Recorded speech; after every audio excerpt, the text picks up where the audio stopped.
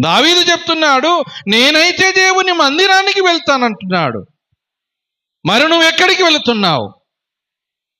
సమాజంలో వెళ్తున్నావా? మార్గమధ్యలో ఉన్నావా? ఎక్కడికి వెళుతున్నావు?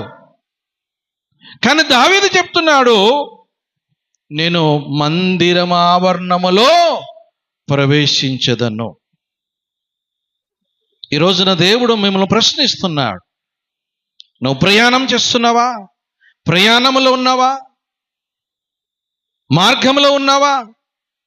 యాత్ర చేస్తున్నావా? నువ్వు ఎక్కడికి వెళ్ళినా కానీ మందిరానికి వెళ్ళడము చాలా ప్రాముఖ్యము. మందిరానికి వెళ్ళడమే కాదు, మందిరంలో దేవుణ్ణి ఆరాధించాలి. దేవుని మందిరానికి వెళ్ళి నువ్వు